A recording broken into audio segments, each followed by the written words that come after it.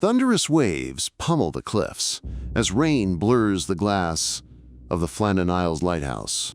3 keepers vanished, hot meals abandoned, a chair toppled, and a final log note describing an eerie calm after a raging storm. On December 26, 1900, relief ship Hesperus arrived to an empty tower. Tonight, we follow the clues, examine bizarre entries, and reveal the most startling theory of what really happened. Stay until the end. You will not believe what we uncover. The Flannan Isles rise 60 miles off Scotland's rugged coastline, 3 jagged rocks battered by the relentless North Atlantic. In 1899, builders erected a sturdy lighthouse atop these windswept crags, tasked with guiding vessels past hidden reefs and sudden squalls. Life here was harsh and solitary. 3 keepers living in cramped stone quarters, dependent on fortnightly supply boats bringing coal, fresh provisions, and letters from home. Daily routines were rigid polishing lenses, trimming wicks, and maintaining lamps that pierced the darkness for miles. Storms battered the tower with freezing spray, howling winds bent iron railings, and isolation gnawed at the mind when weeks passed without a visitor. Yet amid the fury, the lighthouse stood as a steadfast sentinel, its beam offering hope to sailors. By all accounts, keepers Marshall, Ducat, and MacArthur embraced their duty with quiet dedication until that December dawn, when even this ironclad routine would shatter, leaving behind a silence more chilling than the fiercest gale. As the relief ship Hesperus crested the swells at dawn, its crew spotted the Flannan lighthouse standing silent against the steel-gray sky. No welcoming signal burned in the lantern room, and the usual morning whistle never pierced the howl of the wind. The captain ordered a small party ashore. They hauled themselves onto slippery flagstones, the spray from heavy seas coating their jackets with salt. Pushing open the reinforced door, they stepped into an eerie stillness. In the small kitchen, a wooden table was set for breakfast porridge, still steaming in iron bowls, kettles of tea cooling in the chill air. Chairs lay in disarray, one overturned as if shoved in haste. Utensils sat abandoned mid-reach. At the far end, a stool held an open logbook, its final entry scrawled in precise script. Seas rough, storm ended, sky calm. God is over all. No footprints led away from the door. No rope or ladder lay coiled on the deck. The 3 keepers, Thomas Marshall, James Ducat, and Donald MacArthur, had simply vanished.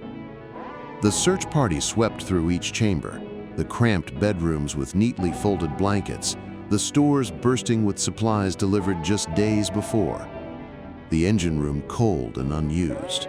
Not a scrap of evidence hinted at violence or accident. Back on deck, the Hesperus crew huddled against the cold, voices hushed as they pieced together the scene. How could 3 seasoned men disappear from a locked tower without leaving a single trace? That unanswered question hung heavier than the storm clouds overhead. The Flannan logbook offers its own unsettling clues. Keeper James Ducat noted heavy seas on December 15th, followed by seas rough, yet on the morning of the disappearance, the entry reads, "Storm ended, sky calm, God is over all." Such a stark shift contradicts meteorological records, showing lingering gales and waves over 30 feet high that night. We cross-reference the handwritten entries with archival weather data from the UK Met Office, revealing discrepancies in wind direction and barometric pressure. At 3 o'clock, a storm warning predicted northwest winds at force 9, yet no mention appears in the log. The curvature of the handwritten dash before sky calm suggests haste or shock, as if the scribe lifted his pen abruptly. Later entries include routine coilings of rope and checks of the lamp, but no sign of distress or evacuation protocol. We even consulted handwriting experts to analyze pen pressure and angle, revealing hesitations uncommon in routine entries. This silence between the lines raises questions. Did the keepers witness something so extraordinary they abandoned procedure? Or did a sudden event render them incapable of recording a final note? By dissecting the pen strokes and comparing them to verified storm logs, we expose the gap between recorded hope and the brutal reality raging outside.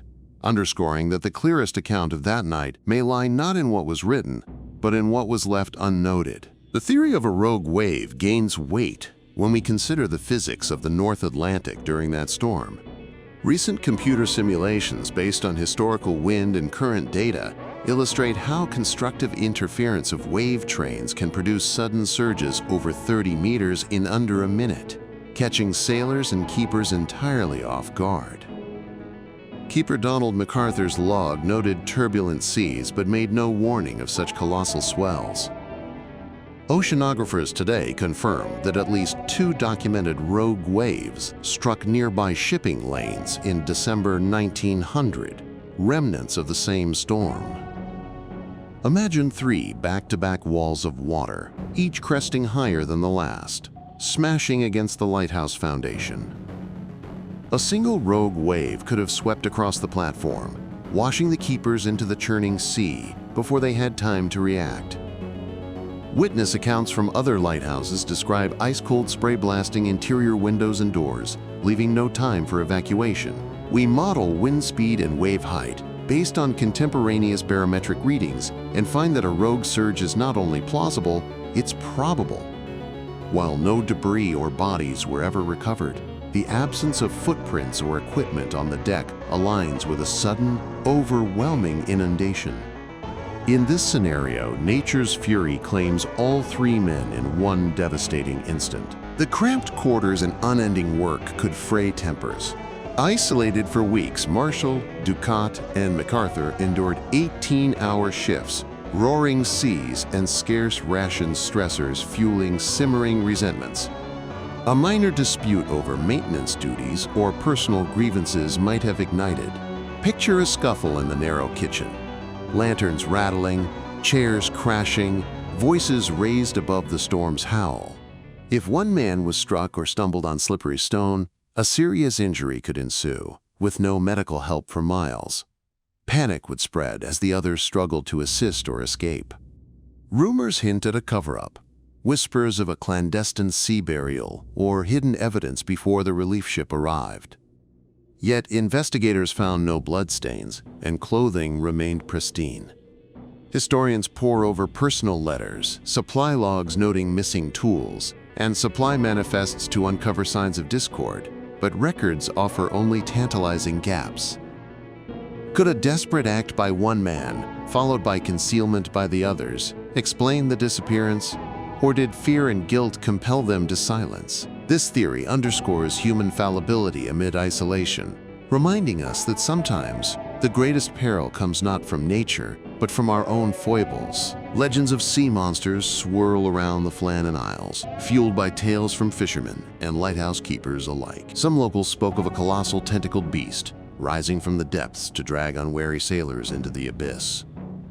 One 19th century account describes a shadow larger than the lighthouse itself, undulating beneath the waves. Even the logbooks hint at strange disturbances, unexplained tremors that shook the tower, and ripples radiating outward, as if something immense moved below. Naturalists dismiss such stories as exaggeration, attributing rogue currents or whale migrations to the myths. Yet eyewitnesses insist they heard unearthly roars echoing over the surf and saw phosphorescent shapes circling the island at dusk. Folklore often emerges from kernels of truth. Could a rarely seen deep-sea creature, perhaps an undiscovered giant squid or shark, have ventured unusually close during that storm?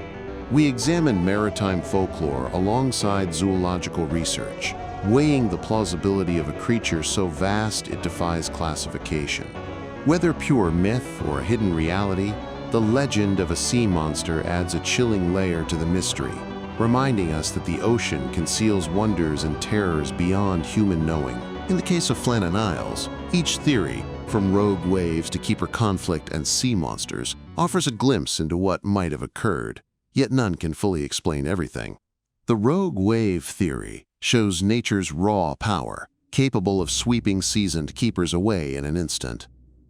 The conflict hypothesis reminds us that isolation can breed desperation and fear.